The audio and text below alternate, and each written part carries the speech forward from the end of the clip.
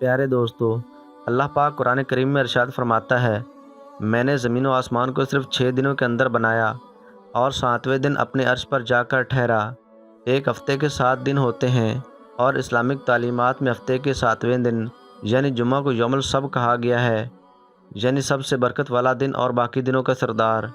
حرم کعبہ یعنی اللہ کے گھر کا طواف کرنے کا حکم بھی 7 مرتبہ دیا گیا ہے اور 7 مرتبہ صفا و مروہ پہاڑی کے چکر لگانے کا حکم بھی دیا گیا ہے، جبکہ حج کے دنوں میں شیطان کے ہر ایک علامتی پلر کو 7 کنکریاں مارنے کا حکم دیا گیا ہے۔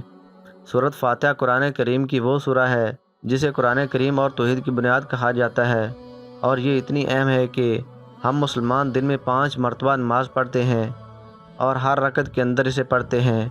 اس میں کل 7 آیات اور 21 حروف ہیں جو 7 اور 3 کا ملٹیپل ہیں۔ پیارے دوستو، 7 سال کے بچے کو ہر صورت نماز پڑھنے کا حکم دیا گیا ہے۔ جنت اور جہنم کے دروازے 7 ہیں اور ان کے 7 درجے ہیں۔ سورۃ الطلاق کی آیت نمبر 12 میں اللہ پاک ارشاد فرماتا ہے کہ اللہ نے 7 آسمان اور انہی کے برابر 7 زمینیں بنائیں جس کے اندر اس کا حکم اترتا ہے۔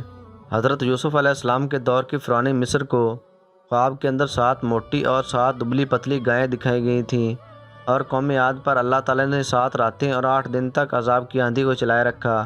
یہی نہیں بلکہ زمین پر رین بو کے اندر 7 بیسک رنگ ہیں جن سے باقی رنگ بنتے ہیں۔ زمین پر 7 براعظم اور 7 ہی سمندر موجود ہیں۔ پیارے دوستو، آخر نمبر 7 کے اندر ایسی کیا خاص بات ہے کہ یہ 7 نمبر قرآن کریم کے ہر ایک اہم واقعے میں اور دنیا کائنات کی بناوٹ کے اندر ہمیں ہر جگہ پر دیکھنے اور سننے کو ملتا ہے۔ یقیناً اس نمبر میں کوئی نہ کوئی راز ضرور چھپا ہوا ہے جسے ہم لوگ ابھی تک نہیں جانتے۔ قرآن کریم میں نمبر 7 سب سے زیادہ بار ریپیٹ ہوا ہے، اور یہ بھی حقیقت ہے کہ ہماری کائنات کا نظام اٹامک لیول سے لے کر کائنات کی ترتیب تک سب ایک خاص قسم کی میتھمیٹیکل نمبرز کی ترتیب سے ڈیزائن کیا گیا ہے۔ پیارے دوستو، کچھ سال پہلے انسانوں نے کائنات کی اس حیرت انگیز ترتیب کی کھوج کی اور انسانوں کو اللہ کی قدرت کی ایک اہم ترین جھلک نظر آئی، لیکن ہمیں آج تک یہ نہیں پتہ کہ کائنات کے اندر یہ ترتیب موجود کیوں ہے۔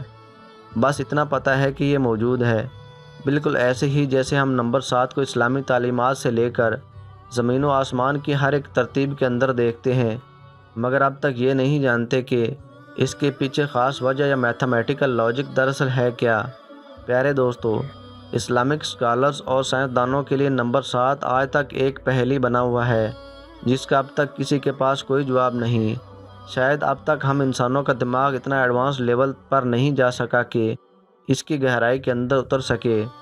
یقیناً مستقبل میں ہم انسان اس کے متعلق کوئی نہ کوئی کھوج ضرور لگا لیں گے، کیونکہ اللہ تعالیٰ خود یہ چاہتا ہے کہ ہم اس کی کائنات پر غور و فکر کریں اور اس کی ترتیب پر غور کریں تاکہ اس کی ذات کو پہچان سکیں، اور اس لیے وہ بار بار انسانوں کو دعوت دیتا ہے کہ ہم نے دنیا کائنات کے اس نظام میں دن اور رات کے بدلنے کے اندر نشانیاں رکھی ہیں، مگر صرف اور صرف عقل والوں کے لیے۔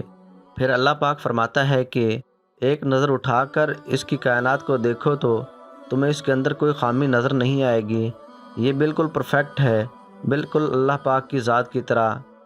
پیارے دوستو، قرآن کریم علم اور نمبرز کی ترتیب کے لحاظ سے بھی ایک معجزے سے کم نہیں۔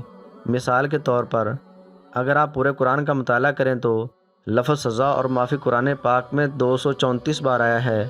اسی طرح اللہ تعالیٰ قرآن کریم کے اندر حضرت محمد صلی اللہ علیہ وآلہ وسلم سے ارشاد فرماتا ہے کہ یہ کہو کا لفظ قرآن پاک میں 332 مرتبہ آیا ہے، اور اس کے جواب میں لفظ انہوں نے کہا بھی 332 مرتبہ آیا ہے۔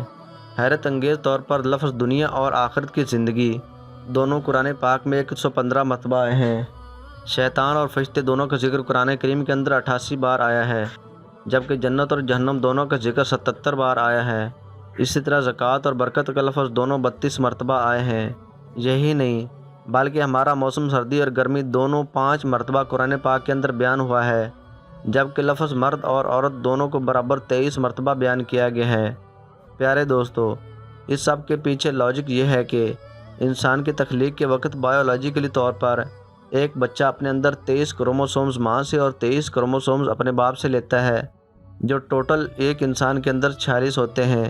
انسان کے ڈی این اے کے اندر موجود یہ کروموسومز انسان کی ہر ایک کریکٹر اور جسم کو ڈیولپ کرتے ہیں۔ کیا یہ بھی ایک اتفاق ہے؟